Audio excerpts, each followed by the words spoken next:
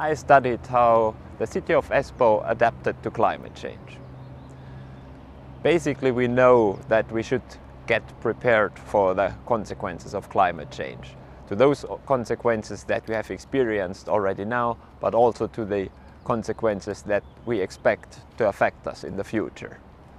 While we know a lot about flood protection, we have very little experience how we should prepare ourselves for these kind of consequences of climate change.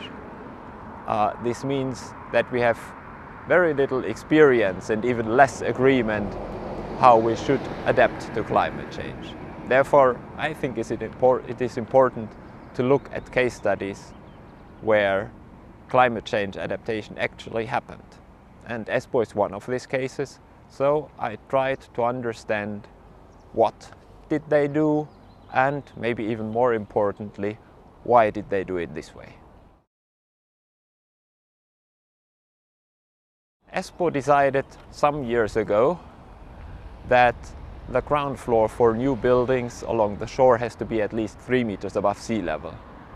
This is, of course, a flood protection measurement, but at the same time it's also climate change adaptation, because this level of 3 meters is based on climate change scenarios and scenarios of future sea level.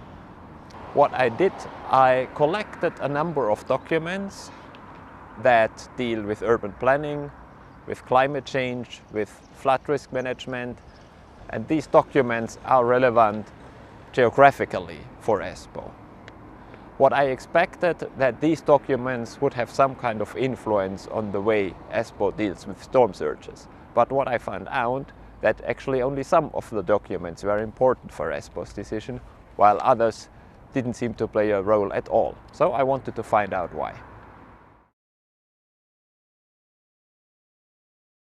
I found out that those documents that were important for Espoo's decision talk all in a very similar language. They aim at providing a safe spot for buildings along the shore. This is in a way a very traditional approach to flood protection. We have experts, they have measured the sea level and storm surges over very long time periods in the past. And based on their experience, based on this empirical data, they can give a recommendation what kind of level is supposed to be safe. The only problem is we cannot measure future sea level. So the calculations for future climate change and future sea level, they are based on assumptions about how the world is going to develop. So since we have a number of different assumptions, we also have a number of potential future sea levels. So there's not a single right answer, but there is uncertainty. In those documents that didn't seem to be important for Espoo's decision, the authors recommended we cannot ignore these uncertainty. They recommended that we should search for solutions that we can change in case we find out that our chosen scenario is actually not the best one.